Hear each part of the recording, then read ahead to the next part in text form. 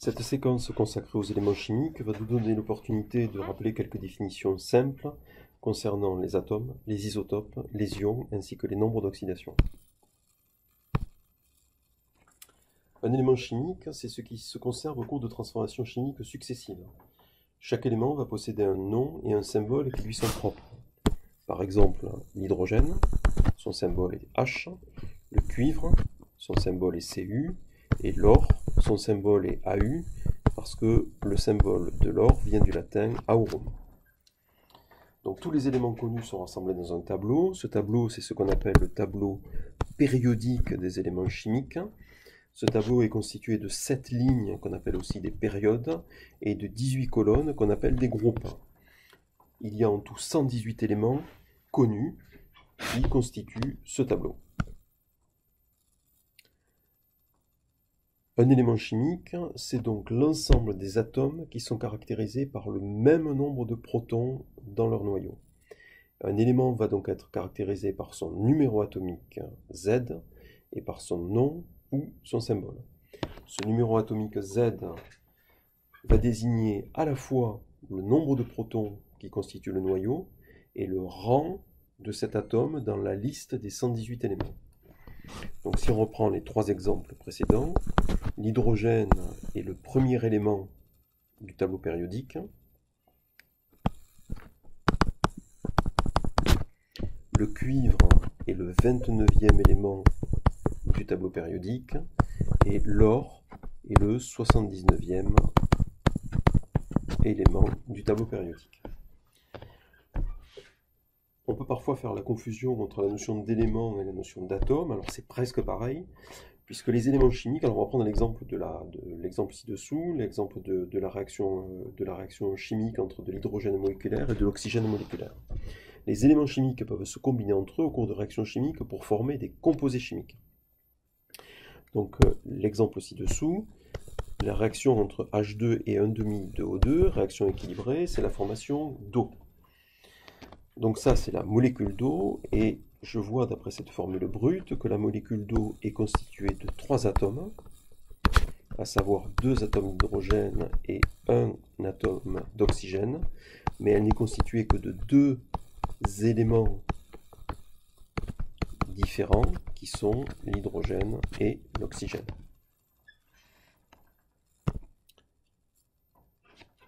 Essayons maintenant de faire la distinction entre les atomes et les ions, et pour ça, il me faut donner une définition plus précise de ce que c'est qu'un atome.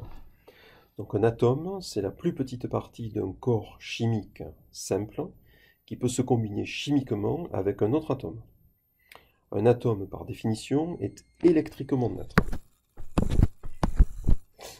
Un atome possède un noyau lui-même constitué de protons et de neutrons, et un atome est environné d'électrons. Le nombre de protons, alors on prendra l'habitude des protons P+. Alors pourquoi P+? Parce qu'un proton possède une charge positive, et cette charge Q est égale à ce qu'on appelle la charge élémentaire petit e. Cette charge élémentaire, on en rappellera la valeur ultérieurement. Un neutron possède une charge nulle, donc sa charge est égale à 0. Un électron possède une charge négative, et cette charge est l'opposé de la charge de un proton, elle vaut moins petit e. Le nombre de protons, comme on l'a évoqué dans le transparent précédent, le nombre de protons est égal au numéro atomique. Le nombre de neutrons sera noté usuellement grand N. Et puisqu'on vient de dire que par définition un atome est électriquement neutre, que un proton et un électron sont de charge opposée, ça veut donc dire que le nombre d'électrons est aussi égal à grand Z dans un atome. On va donc compléter l'écriture du symbole atomique par une information importante qui définit l'atome. Donc si je prends l'exemple de l'hydrogène, le symbole atomique va être complété par un indice à gauche, le numéro atomique Z. Et ça n'est pas suffisant pour avoir l'information complète sur les composants élémentaires de l'atome, puisque grand Z ne nous permet d'accéder qu'à deux informations qui sont le nombre de protons et le nombre de neutrons, et il manque le nombre de neutrons grand N. C'est la raison pour laquelle un symbole atomique sera complet, comme par exemple le cas de l'hydrogène, si on rajoute une information supplémentaire, et cette information est indiquée en exposant, ici, qui est le nombre de neutrons. Donc lorsque on lit un symbole tel que celui-ci, on sait que Z est égal à 1. Le nombre qui est en exposant à gauche, c'est en fait le nombre de masses. Grand A, et dans ce cas-là, grand A est aussi égal à 1. Et donc on peut en déduire, dans ce cas-là, que grand N, donc grand A, le nombre de masses,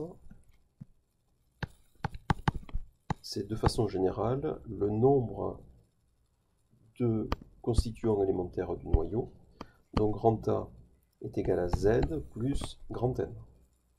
Et donc on peut en déduire que grand N est égal à A moins Z.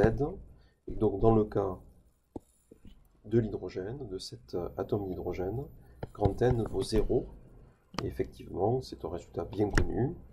Le noyau de l'atome d'hydrogène n'est constitué que de un seul proton, et l'atome d'hydrogène, c'est un proton en interaction avec un électron. De façon générale, un symbole atomique, appelons-le grand X, sera complété par un indice à gauche, le numéro atomique, et en exposant à gauche le nombre de masses grand A, avec, je le rappelle encore une fois, grand A qui est égal à Z plus grand M. C'est le bon moment pour rappeler ce que c'est qu'un isotope, la définition de l'isotope. Prenons à nouveau le cas de l'hydrogène. Donc l'hydrogène, l'isotope le plus courant, c'est l'hydrogène 1,1. Mais on rencontre aussi dans la nature, en plus faible quantité, deux autres espèces de type hydrogène, l'hydrogène 1,2 et l'hydrogène 1,3. L'hydrogène 1,2, c'est ce qu'on appelle le deutérium, et l'hydrogène 1,3, c'est ce qu'on appelle le tritium. Donc ces trois entités-là, l'hydrogène 1,1, le 1,2, le 1,3, ce sont des nucléides. Ce qu'on appelle des nucléides, c'est le même type d'atome, c'est-à-dire H, qui possèdent le même nombre de protons, mais qui ont un nombre de neutrons différent. Donc ils ont même valeur de Z, mais ils ont une valeur de grand N qui est différente. Par conséquent, le nombre de masses est différent. Donc la représentation d'un isotope, encore une fois, c'est X, Z, A. Les ions. Un ion est formé par un atome qui a perdu ou qui a gagné un ou plusieurs électrons. Donc par définition, un cation résulte de la réaction suivante. X donne X N+, plus petit n électrons. Un anion résulte quant à lui de la réaction suivante, puisqu'un anion est une espèce qui a gagné un ou plusieurs électrons. Donc c'est X plus N électrons qui donne X N-. Donc le nombre, dans le cas du cation, qui est l'espèce qui a perdu des électrons, le nombre de protons du cation n'a pas changé par rapport à l'espèce neutre, c'est grand Z. En revanche, le nombre d'électrons est égal à grand Z moins petit n, puisqu'il a perdu des électrons.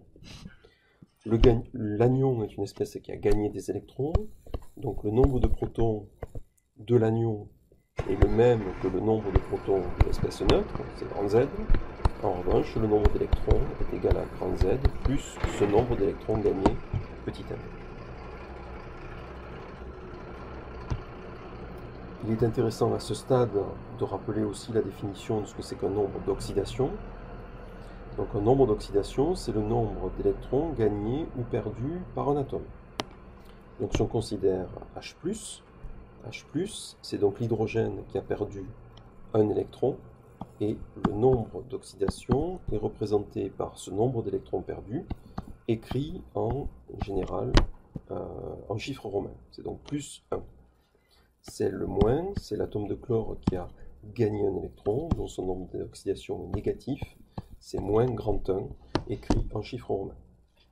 En termes de vocabulaire, l'hydrogène qui a perdu des électrons, on dit que H, l'atome d'hydrogène, est oxydé. Et ici, le chlore qui a gagné un électron, on dit qu'il est réduit. Maintenant, quelques ordres de grandeur dans les unités du système international. Donc, quelques ordres de grandeur. Regardons d'abord la masse et la charge d'un électron, d'un proton et d'un neutron. Les masses et charges comparées. D'abord en termes de charge, on l'a déjà dit, la charge de l'électron c'est moins petit e, c'est moins 1,602 10-19 coulombs. La charge du proton c'est plus petit e, c'est plus 1,602 10-19 coulombs. Et un neutron a une charge nulle. Si maintenant on examine les masses, un électron c'est une espèce qui est très légère, mais la masse est non nulle, elle vaut 9, de l'ordre de 9 10-31 quasiment 10-30 kg. Un électron, et un proton a une masse 1836 fois plus élevée que celle de l'électron. Le neutron est un tout petit peu plus massif que le proton, puisque lui, il a une masse qui vaut 1838,5 fois la masse de l'électron. Donc lorsqu'on compare ici ces valeurs, on en déduit que le noyau concentre l'essentiel de la masse d'un atome. Après, ce qui est intéressant aussi, et on va en finir avec ça, c'est de regarder, de comparer les diamètres des atomes et les diamètres des noyaux. Donc le diamètre d'un atome est compris dans le tableau périodique parmi les 118 éléments. Il est compris en gros entre 62 10-12 mètres, c'est le cas de l'hélium, et presque de 600 10-12, quasiment 600 10-12 mètres pour le césium. Je vous rappelle au passage que 10-12 mètres, donc 1 fois 10-12 mètres, c'est ce qu'on appelle un picomètre.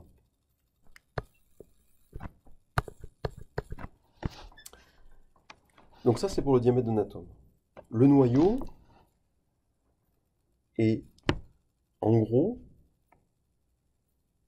1000 à 100 000 fois, 10 000 à 100 000 fois plus petit que l'atome, puisque le diamètre d'un noyau dans le tableau périodique est compris entre en gros 2,4 10-15 mètres pour l'hydrogène et de l'ordre de 1,5 10-14 mètres pour l'uranium. Si on fait une petite opération simple pour l'hydrogène, on peut trouver sans problème dans des tables sur internet en particulier le diamètre de l'atome de l'hydrogène qui vaut 108 10-12 mètres, alors que le diamètre du noyau fait 2,4 10-15 mètres. Et donc un petit calcul rapide nous montre que le diamètre de l'atome est égal à peu près à 45 000 fois le diamètre du noyau. Donc l'atome est beaucoup plus gros que le noyau, et puisqu'un atome est constitué de noyaux et d'électrons qui entourent ce noyau, ce qu'on appelle le cortège électronique, ça veut donc dire que ce sont les électrons qui donnent leur volume aux atomes.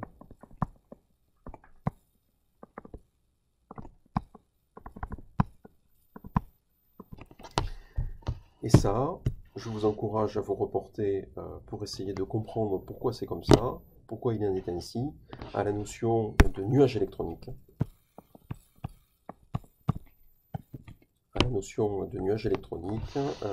Qui permet donc d'expliquer, au moins on peut s'y reporter pour voir une vision très descriptive de ce que c'est que le nuage électronique, pour essayer de cerner, de toucher du doigt pourquoi ce sont les électrons qui donnent leur volume aux atomes.